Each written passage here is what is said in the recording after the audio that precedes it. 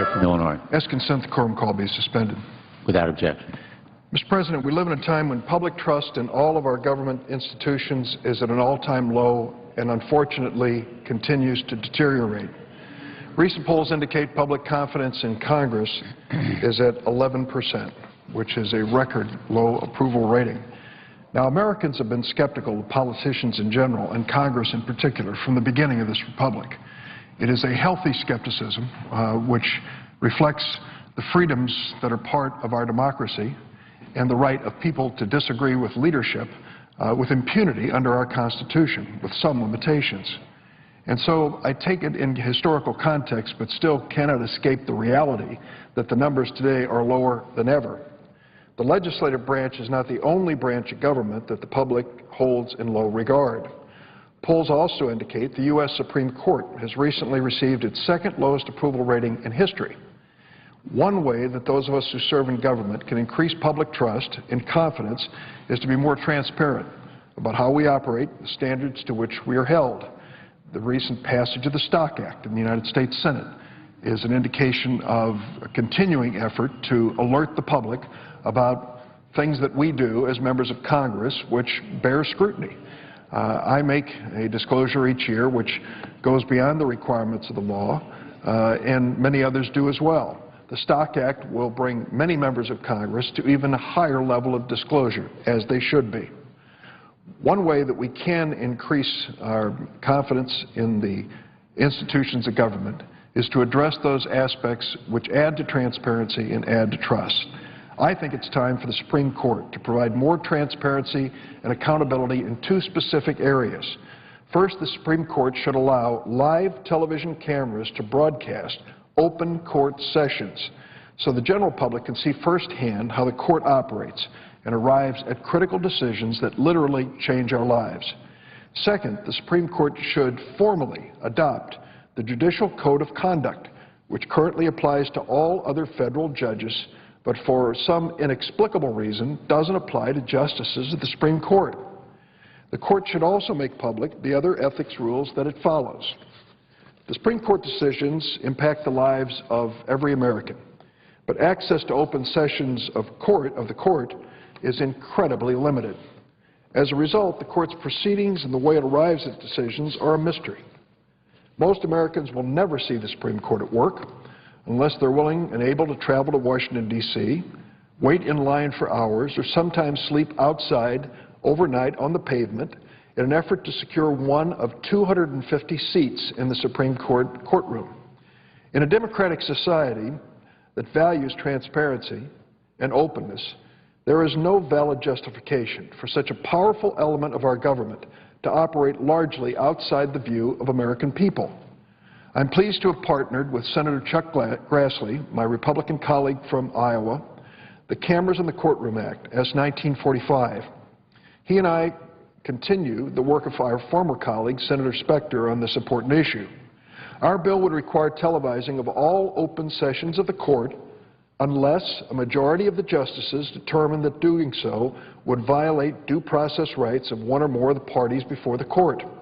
We give to the court the last word on any given argument or case as to whether or not it will be public and televised. In the coming weeks, the Supreme Court is going to consider the constitutionality of one of the most important pieces of legislation to be considered by Congress and signed by the President in decades, the Affordable Care Act. During the year-long congressional debate on health care reform, every hearing, floor debate, and vote was accessible to every American with a television set or a webcast and a computer at all times. The American people should have the same opportunity to watch the open session of the Supreme Court as it considers the constitutionality of health care reform legislation. On this point, there is bipartisan agreement. Despite our strong disagreements about the substance of the Affordable Care Act, Democrats and Republicans from both chambers have written to the Supreme Court urging them to permit live video and audio broadcasts of the health care reform argument. The court should allow live broadcasts of the health care reform hearing and all other open sessions of the court, since each of the court's decisions has the potential to have a transformative impact on the lives of so many Americans. There are some that say we should not allow cameras in the Supreme Court because only bits and pieces of court proceedings would be televised, and they might be taken out of context. That reminds me of the editorial from a few years ago, and here's what it said. Keeping cameras out to prevent people from getting the wrong idea is a little like removing the paintings from an art museum out of fear that visitors might not have the art history background to appreciate them. Similar arguments were made when the consideration was given to televising these proceedings. Nevertheless, for 2 decades, the legislative sessions and committee meetings of the Senate and House have been broadcast live, and the legislative branch is better for it. The majority of states permit live video coverage in some or all of their courts. It is time the Supreme Court did the same. Mr. President, I'm sure you have found when you've gone back home, there are people who watch C-SPAN nonstop. I have literally had people in my hometown of Springfield come up to me in the grocery store and say, is Senator Bernie Sanders feeling well? I saw him sitting at his desk and he looked a little bit pale. They follow it with such a close regard for the members and the speeches that it's a surprise to many of us who live in this institution and work in it every day. In my view, the Cameras in the Courtroom Act is a reasonable approach that balances the public's need for information and transparency with the constitutional rights of those who appear before the court. As in past years, Cameras in the Courtroom Act enjoys bipartisan support. I want to thank my colleagues, Senators Klobuchar, Cornyn, the presiding officer, Senator Blumenthal, Senator Schumer, Harkin, Gillibrand, and Begich for co-sponsoring the bill. These senators believe, as do Senator Grassley and myself, that public scrutiny of Supreme Court proceedings will produce greater accountability, transparency, and understanding. I'd like to thank Senator Leahy, Chairman of the Senate Judiciary Committee, for scheduling my bill, the Cameras in the Courtroom Act, for a vote in the Judiciary Committee. It was reported out with a strong bipartisan vote, and it's now pending on the Senate calendar. The bill's been cleared by every Democratic senator for a vote by the full Senate. I'm still hoping we can bring it to the floor as quickly as possible. And now I'd like to touch on a related issue. Just as the Supreme Court hearings should be televised to the American people, so too should the court's ethical standards be available for review by the public. The ethics rules for all branches of government should be clear and public.